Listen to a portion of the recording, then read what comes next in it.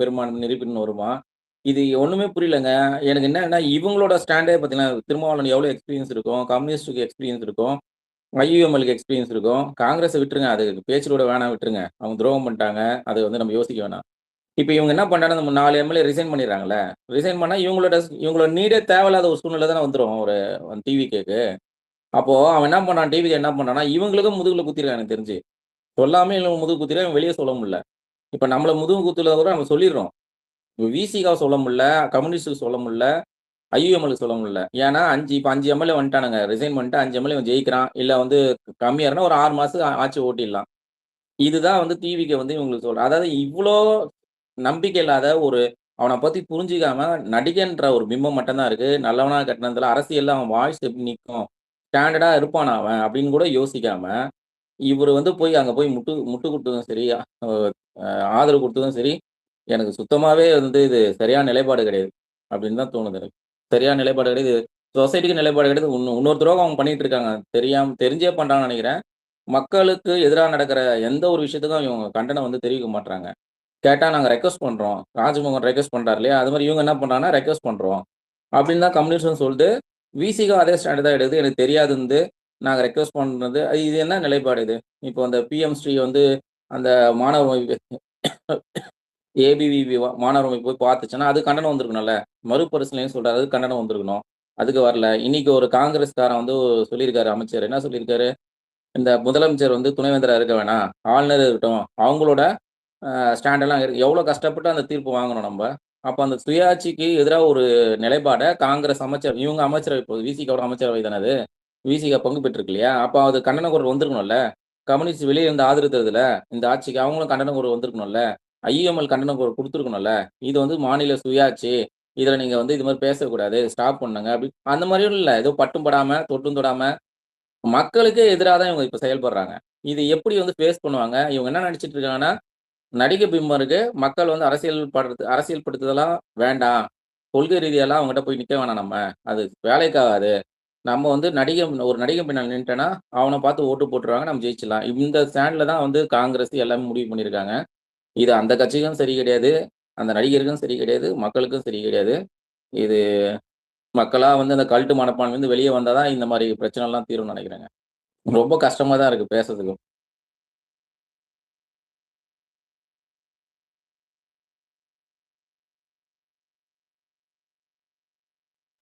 வேற யாரும் பேசுறீங்களா? பேபி ஒரு கை தூக்கிருக்கிற பேசுறீங்களா ப்ரோ?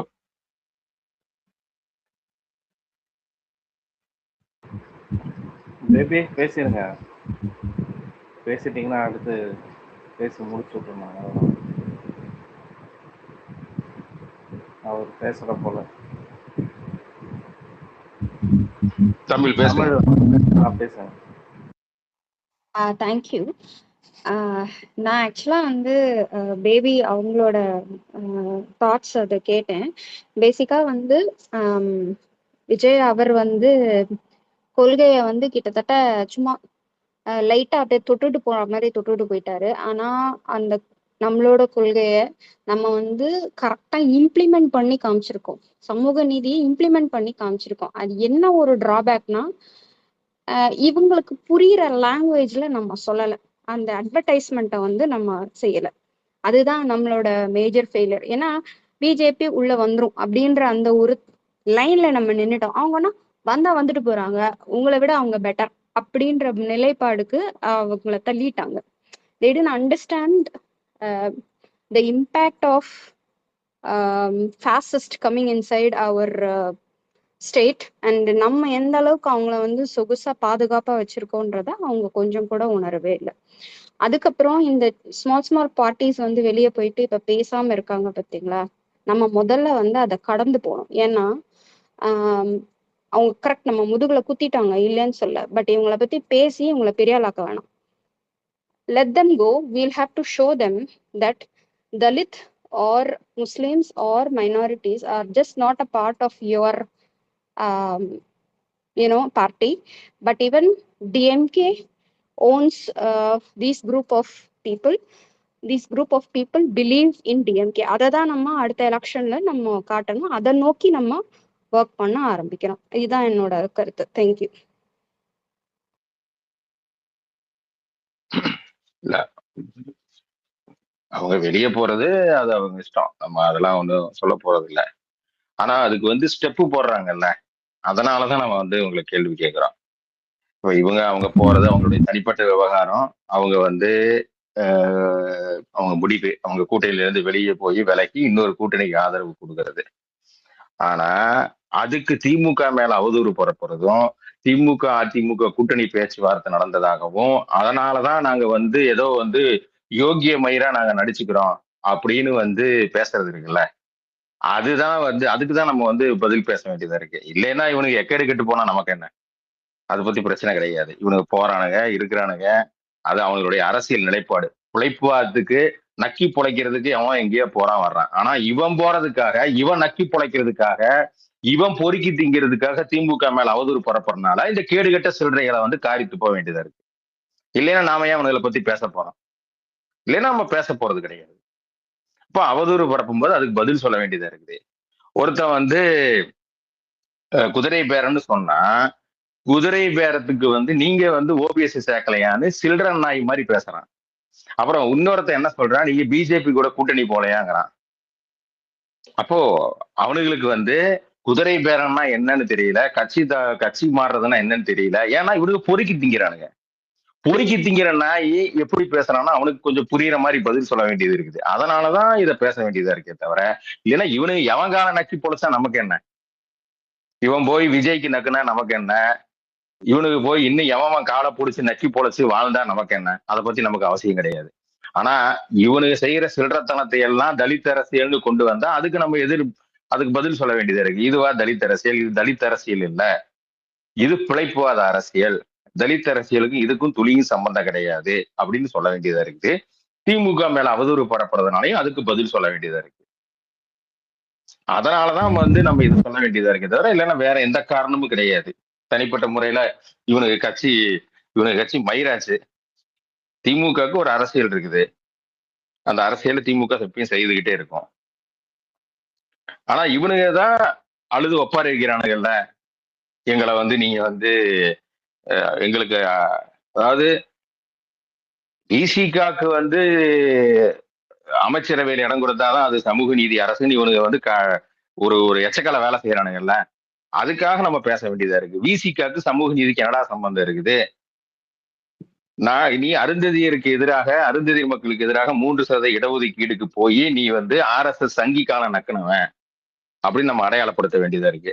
நக்கி பொழைக்கிறதுக்காக இங்கிருந்து ஓடி போய் அங்க இருக்கிற தலித்துகளை, அதாவது பெரும்பான்மை சாதி தலித்துகளை ஒருங்கிணைக்கிற வேலையும், ஒன்றிய அமைச்சர்கிட்ட போய் நின்று இங்க இருக்கிற அந்த மாநில சுயாட்சிக்கு எதிராக ஒன்றிய அரசு தான் வந்து இந்த இடஒதுக்கீடு எல்லாம் வந்து எடுத்துக்கணும்னு பேசுற அளவுக்கு மானங்கட்டத்தனமா அரசியல் பண்ணவனுக்கு தான் விசிக காரனுங்க, திருமாவளவன். அப்போ அதை வந்து நம்ம வந்து பொது வெளியில பேச வேண்டியதா இருக்குது. நீங்க பெரிய யோகியே இல்ல, நீங்க வந்து 1ஆம் நம்பர் திருட்டு நாயன்னு பேச வேண்டியதா இருக்குது. உங்களுக்கும் சமூக நீதி அரசியலுக்கும் சம்பந்தம் கிடையாது, உங்களுக்கும் தலித் அரசியலுக்கும் சம்பந்தம் கிடையாது. நீங்க ஒரு பறையர் சாதி பெரும்பான்மை இருக்கிற ஒரு கட்சி. நீங்க அந்த பறையர் மக்களுக்காக உரிமை பேசுகிற ஒரு கட்சி தானே தவிர நீங்க பொது கட்சி கிடையாது, நீங்க தலித் கட்சி கிடையாது, நீங்க தமிழ் தேசிய கட்சியும் கிடையாது. நீங்க ஒரு சாதி கட்சியா தான் இயங்கி இருக்கிறீங்கன்னு சொல்ல வேண்டியதா இருக்கு. அதனாலதான் நம்ம வந்து பேச வேண்டியதா இருக்குது தவிர இல்லைன்னா நம்ம இவனுங்களை பேச வேண்டியது இல்லை.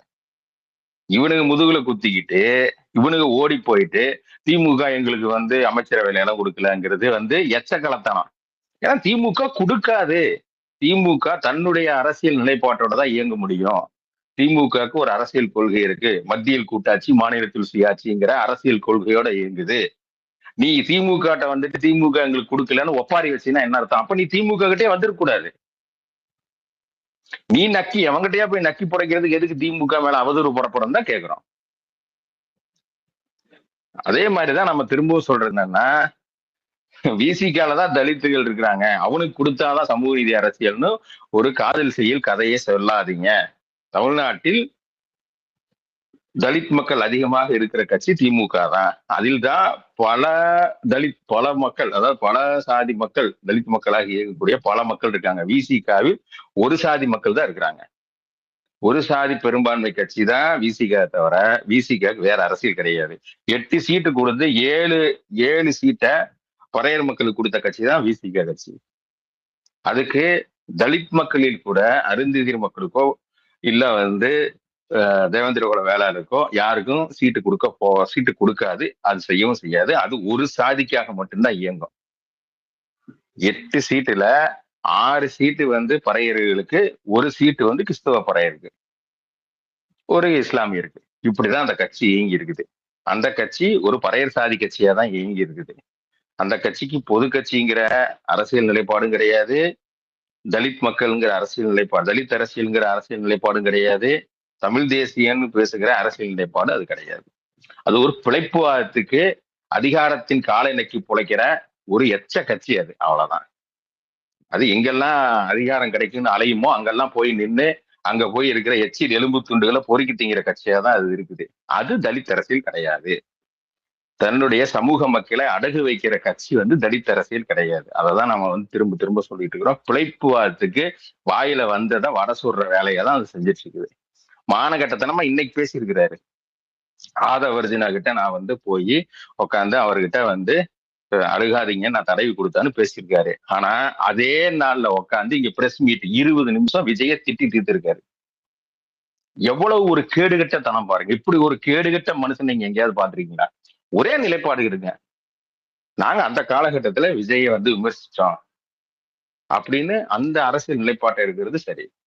ஆனா அன்னைக்கு நான் வந்து இது ஒரு விபத்தா தான் பார்த்தேன், அதனால நான் வந்து ஆதவர்ஜினாவுக்கு வந்து தடவி கொடுத்தேன் போன்ல அப்படின்னு பேசுறதும், அதே நாள்ல உட்காந்து பிரஸ் மீட்ல விஜயை திட்டுறதும், விஜயை விட்டுட்டு அந்த திமுக அரசு விஜயை விட்டுட்டு வேடிக்கை பார்க்குது, விஜய் மேல வழக்கு போடணும்னு பேசுனதும், விஜய் தான் இது அத்தனைக்கும் காரணம்னு பேசுனதும் இப்பவும் இணையத்துல 20 நிமிஷம் ஆடியோ இருக்குது. அப்ப எப்படி பிழைப்புவாதத்துக்காக எவன் காலம் வேணா நக்கி பிழைக்கிறது தலித் அரசியல் கிடையாது அப்படிங்கிறதா நம்மளுடைய இது. நீ என்ன வேணா செய்துக்கோ உன்னுடைய பிழைப்புவாதத்துக்கு, ஆனா அதை வந்து திமுக மேல அவதூறு பரப்பிட்டு செய்யாதங்கிறதா நம்மளுடைய அரசியல். அப்படி செய்யும் போது இவனுக்கு காலங்காலமா செய்துட்டு இருக்கிற இந்த எச்சத்தனத்தை அம்பலப்படுத்த வேண்டியா இருக்கு. அதுக்குதான் இந்த அமர்வு. முடிச்சுக்கலாம்னு நினைக்கிறேன். நீங்க பேசுறீங்களா? பேபி தமிழ் யாராவது கை தூக்கிருக்கீங்க? நீங்க சொன்னீங்கல்ல, இந்த சமூகம் சார்ந்துதான் அவங்களுக்கு மட்டும்தான் அந்த அரசியல் கிடையாது. அதுலயே பாத்தீங்கன்னா ஒரு சின்ன குரூப் மட்டும்தான் அவங்கள சப்போர்ட் பண்ணுது, மத்தவங்க எல்லாம் திமுக தான் சப்போர்ட் பண்ணுது. ஏன்னா நான் இந்த மாதிரி குரூப்ல ஒர்க் பண்ணிருக்கேன். அவங்க எல்லாரும் டிஎம்கே தான் சப்போர்ட் பண்ணுவாங்க. இவங்க கட்சியை வந்து ஒரு 0.5% இல்ல 1% தான் சப்போர்ட் பண்ணுவாங்க உண்மையிலே. அதுவும் அதை நம்ம உறுதியா சொல்லலாம். அவங்களுடைய ஓட்டு சதவீதமே வந்து அதிகபட்சம் 1.5% மேல கிடையாது. அவங்க இவ்வளவு நாள் அப்படிதான் அவங்க வந்து ஓட்டு சதவீதத்தை வச்சிருக்கிறாங்க. அதை நேரடியாக அவங்களே சொல்லியிருக்கிறாங்க. எங்களுக்கு பெரிய ஓட்டு சதவீதம் கிடையாது, நாங்க வந்து அப்படி எங்க ஓட்டை வந்து தனியாக வந்து நின்று எங்க ஓட்டு சதவீதத்தை நிரூபிச்சதும் கிடையாது அப்படிங்கிறத அவங்களுக்கு தெளிவுபடுத்தி இருக்கிறாங்க. நீங்க சொல்றது சரிதான். அவங்களுக்கு 1% மேல ஓட்டு சதவீதம் கிடையாது. அவங்க வாயில வட சொல்லும் போது எங்களுக்கு 7% இருக்கு, 8% இருக்கு, நாங்க தான் வந்து அரசியலே தீர்மானிப்போம் அப்படிலாம் வந்து அவங்க வந்து இஷ்டத்துக்கு அடிச்சு விடுவாங்க. அது வந்து பேசுறதுக்கு சரியா இருக்கும். ஏன்னா அவங்கனால வந்து ஒரு அரசியல் இதை இப்போ கூட பார்க்கலாமே, உங்க இந்த ஓட்டு சதவீதத்துல அவங்களுக்கு அந்த ஓட்டு விழுதலை, அவங்க மக்களே அவங்களுக்கு போடல. அது ஒரு என்ன சொல்றது, ஒரு சிறிய ஒரு பிரிஞ்சு எலிமெண்ட் தான் அது. அதுல ஒரு சதவீதம் மக்கள் தான் அவங்களை ஆதரிக்கிறாங்க. இன்டெலெக்சுவல் தளத்துல அவர் தன்னை வந்து ஒரு பெரிய ஒரு முற்போக்கு முகமா வந்து அடையாளப்படுத்திட்டு இருந்தாரு. அதுவும் கிழிச்சு தொங்குது. இல்லண்ணே, அவருக்கு ஓட்டு சதவீதம் இல்லைங்கிறது மட்டும் இல்ல, அவரே சொல்லியிருக்காரு அவங்களுக்கு தேர்தல் வேலையை பார்க்க தெரியாதுன்னு. அதான் அவர் ஓப்பன் ஸ்டேட்மெண்டா வாக்குமூலமாவே கொடுத்திருக்காரு, எங்களுக்கு தேர்தல் வேலை பார்க்க தெரியாது அப்படிங்கிறது. இந்த நான் லைட்டா மட்டும் சொல்லிடுறேன், இந்த தேசிய கட்சிகளாக இருக்கக்கூடிய காங்கிரஸாக இருக்கட்டும், Communist Party of India, Marxist, இது ரெண்டுக்குமே வந்து என்னன்னா கடைசியில் ஒரு பார்ப்பனிய லாபி தான் எல்லாத்தையுமே முடிவு பண்ணும். இது வந்து ஒரு ட்ரையாங்குலர் கனெக்ஷன். நீங்கள் வந்து ஆர்எஸ்எஸ்ல எப்படி சித்பவன் பாப்பானுங்க இருக்கிறார்களோ அது மாதிரி பொலிட் பீரோவில் வந்து பத்ரலோக் பாப்பானுங்க உட்காந்துப்பானுங்க, காங்கிரஸில் கவுல் பாப்பானுங்க உட்காந்துப்பானுங்க. இவனுக்கு 3 பேர் ட்ரையாங்கிள் போட்டு அன்கோ போட்டு எல்லா வேலையும் பார்ப்பானுங்க. நீங்க போய் காங்கிரஸ்ல எத்தனை சிஎம் கேண்டிடேட்டா இருந்தவன் பிஜேபிக்கு ஓடி இருக்கான்னு பாருங்க. சிபிஐஎம்ல இருந்த எத்தனை பெரிய பெரிய தலைகள் வந்துட்டு பிஜேபிக்கு ஓடி இருக்கான்னு பாருங்க. லிஸ்ட் எடுத்து பார்த்தீங்கன்னா உங்களுக்கு புரிஞ்சிடும். அந்த நூல் கனெக்ஷன் வந்து பெர்ஃபெக்டா ஒர்க் ஆகும் இவங்களுக்கு. அதை வந்துட்டு இவனுங்க வந்து புரட்சி புண்ணாக்குலாம் இவனுங்க வந்து பல பல பல வேலை பார்ப்பானுங்க. அதாவது வந்து விளக்கு பிடிக்கிறோன்னு சொன்ன வேற அழுவானுங்க. டார்ச் லைட் அடிக்கிறலாம் இவனுங்களை மிஞ்ச ஆள் கிடையாது. டார்ச் லைட்னா நீங்க வந்து இருளில், இப்போ நீங்க ஒரு இருட்டுல போறீங்க அப்படின்னா திடீர்னு உங்களுக்கு வெளிச்சத்துக்கு அந்த டார்ச் லைட் தேவை இல்லையா? அந்த மாதிரி கம்யூனிஸ்டுகள் வந்து யாரெல்லாம் இருட்டில் இருக்காங்களோ அவங்களெல்லாம் டார்ச் லைட் பிடிச்சி கொண்டு போய் எம்ஜிஆர் மாதிரியோ விஜய் மாதிரியோ மிகப்பெரிய ஒரு புரட்சியாளர்கிட்ட கொண்டு போய் சேர்த்துருவானுங்க. அப்பேற்பட்ட மிகப்பெரிய அறிவாளிங்க தான். எந்த அளவுக்கு அறிவாளிங்கன்னா, விஜய் கோட்டு சட்டை போட்டது மூலமா பண்ணையாரிசை ஒளிஞ்சு பூர்சுவா முதலாளித்துவ புரட்சி பிறந்துருச்சுன்னு எழுதின பைத்தியக்கார படை தான் இவனுங்க. இவனுங்களை என்ன சொல்றதுன்னே எனக்கு தெரியல கம்யூனிஸ்டுகளை.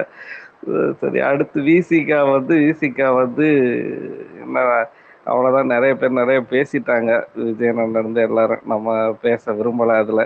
அப்புறம் நம்ம பேசினோம்னா அதுக்கு வேற எதையாவது வந்து கழுத்தை கடிப்பானுங்க. ஒன்றே ஒன்று தான், நீங்கள் போய் திருமாவளவனோட மிகப்பெரிய புரட்சியாளரா அவரோட யோக்கியதை என்ன அப்படிங்கிறத நீங்கள் போய் 1996 நீங்கள் போய் படிச்சுக்குங்க. படிச்சிங்கன்னா உங்களுக்கு தெரியும் என்னென்ன ஸ்டாண்ட் எடுத்திருக்காரு. மூப்பனார்ட்ட வந்து தேசிய பால் குடிச்சதில் ஆரம்பித்து, பிரபாகரனுக்கு பொங்க வச்சு தமிழ் தேசிய பால் ஆரம்பித்து, 2016 வந்து திமுக வந்து கண்ணாடி விரியன்னு விமர்சிச்சுட்டு கலைஞரை வந்து வன்னியரசை வச்சு உங்களுக்கெல்லாம் பொது தொகுதி தேவையா அப்படின்னு கலைஞர் கேட்டார்னு ஒரு அவதூறை பரப்ப விட்டுட்டு அமைதியாக இருந்துட்டு 2000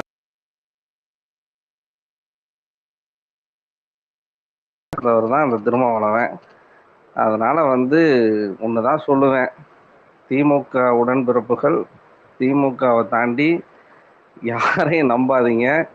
எஸ்பெஷலி எவனா தனி தலித் கட்சின்னு வச்சுட்டு வந்தானா, அது எந்த தனி தலித் கட்சியாக இருந்தாலும் சரி, எவனையும் நம்பாதீங்க. அது எந்த சமூகமாக இருந்தாலும் சரி. ஏன்னா நாங்கள் வந்து ரொம்ப ஷாக்கிங்காக கேள்விப்பட்டது, இங்கே இருக்கக்கூடிய அருந்ததி அமைப்புகளே வந்து நம்ம தங்கை கோகிலாமணிக்கு எதிராக வந்து கீழெல்லாம் நிறைய ஊழ வேலை பார்த்துருக்கானுங்கன்னு. ஸோ அதனால் எவன் வந்தாலும் சரி, தனி தலித்துன்னு எவன் வந்தாலும் நம்பாதீங்க. தலித் மக்களோட உண்மையான விடுதலைங்கிறது திமுகவில் மட்டும்தான் எடுத்து கொடுக்க முடியும், வேறு யாராலையும் செய்ய முடியாது. அந்த ஒரே வக்கு திமுகவுக்கு மட்டும்தான் இருக்குது. மீதி எல்லா பேரும் வக்கத்தை போயிடான் என்னோட பார்வையில். விஜயண்ணன் நீங்கள் அப்படியே முடிச்சிருங்கண்ணே. இல்ல, நம்ம பேச வேண்டியதை பேசிட்டோம். சும்மா இதுக்குள்ளேயே சுத்திக்கிட்டே இருக்க வேணாம். அப்புறம் ஒரே ஒரு இது மட்டும் சொல்றேன். அதாவது இங்க ஒருத்தன் வந்து குட்டி குஞ்சம் ஒருத்தன் திரிவான், உலகத்திலே நான் தான் 9 ரூபா நோட்டு அப்படின்னு சொல்லிட்டு ஒருத்தன் திரிவான். அவன் பேரு வந்து கார்த்தி. சரியா? அந்த சின்ன பையன்கிட்ட முதல்ல சொல்லுங்க, உனக்கு அரசியல் அறிவே இல்லை, முதல்ல உங்க அப்பனை பிஜேபி கட்சியில இருந்து விசிக கட்சிக்காவது மாற சொல்லுங்கன்னு. உனக்கு வந்து மாநில சுயாட்சினா தெரியாது, சமூக நீதினா தெரியாது, சுயமரியாதைனா தெரியாது, எதுவுமே தெரியாத தண்ட முண்டமா 4 எழுத்து எழுதிட்டு இருக்கிற உங்க அப்பனையாவது திருத்து. அவனை திருத்தி பிஜேபியில இருந்து உங்க அப்பனை விசிக கட்சிக்காவது மாற சொல்லு. இன்னும் அவன் பிஜேபியிலே இருக்கிறான். இவ்வளவுதான் நம்ம சொல்ல முடியும். ஏன்னா ஒரு தண்ட வேஸ்டா தெரிஞ்சுக்கிட்டு இருக்கிற உங்ககிட்ட வந்து பேசுறது வேஸ்ட். ஏன்னா உனக்கு அறிவுங்கிறது மண்டையில இல்ல மலவாயில தான் இருக்கு. எவ்வளவு தடவை சொன்னாலும் உனக்கு ஏறி துளைய மாட்டேங்குது. கேனத்தனமா பேசிட்டு இருக்கிற. மாநில சுயாட்சிக்கு நீ ஒரு புது விளக்கம் கொடுத்திருக்கிற. மாநில சுயாட்சி குறித்து இத பல தடவை நம்ம பேசிட்டோம். இங்க இருக்கிற நம்ம டி ஸ்டாக்குகள்லயே சில பேர் வந்து நம்ம கிட்ட நீங்க வந்து அண்ணாவையே நீங்க வந்து மிஸ்லீடிங் பண்றீங்க அப்படின்னு என்கிட்ட பேசி அதுக்கு செருப்படி வாங்கி, அதுக்கப்புறம் மாநில சுயாட்சி குறித்து இங்க இருக்கிற திராவிட இயக்க இன்டெலிஜென்ட்கள் வந்து அண்ணன் மதிமாறன்ல இருந்து அண்ணன் ராசால இருந்து இப்போ அலி புகாரி வரைக்கும் மாநில சுயாட்சினா என்னன்னு அரசியல் பாடம் எடுத்திருக்கிறாங்க.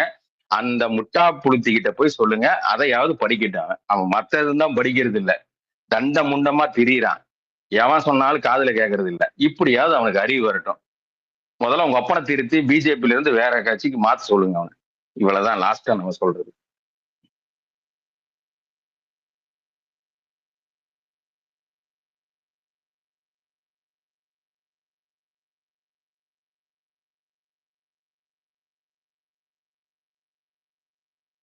முடிச்சு விட்டுறீங்க தானே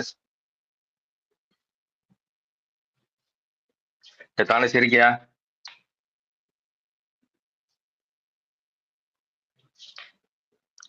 நீங்க வந்து திருமாவளவனுடைய பேச்சுக்களை பேசணும், அதாவது எடுக்கணும்னா அவ்வளவு பேச வேண்டியது இருக்கு. மாறி மாறி பேசுற லட்சணம் இருக்கு.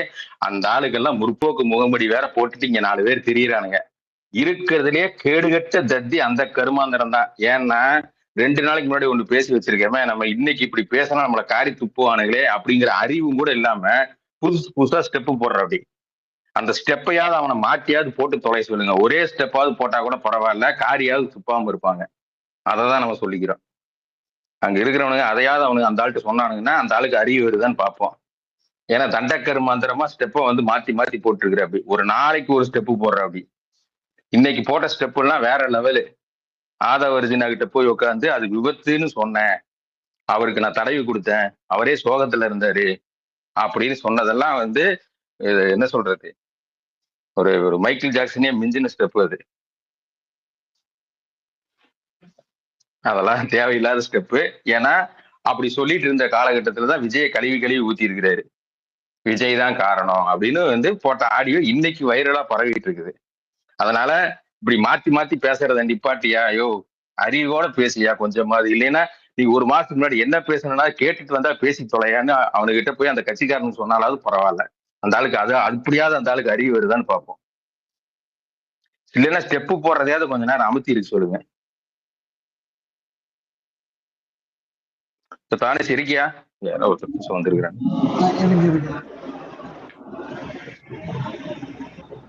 ஒருத்தர் யாரோ புதுசு வந்து கை தூக்கி இருக்காரு. அமர்நாத். ஆக்சுவலா ரொம்ப பேசணும்னு நினைச்சேன். இப்போ நீங்க ஸ்பேஸ் எண்டிங்ல இருக்கு, அதனால எதுவும் பேசுறதுக்குள்ள நிறைய பேசுங்க, நிறைய கேட்டேன் நான். ஆக்சுவலா நான் வந்து ஒரு டிஎம்கே சப்போர்ட்டர், ஒரு உறுப்பினர் கார்டு ஹோல்டர் அப்படிலாம் கிடையாது. நான் வந்து இந்த விஜயோட எகென்ஸ்டரா மாறினேன். எப்போ மாறினா ஒரு 5 நிமிஷத்துல பேசி முடிச்சுக்கலாமா?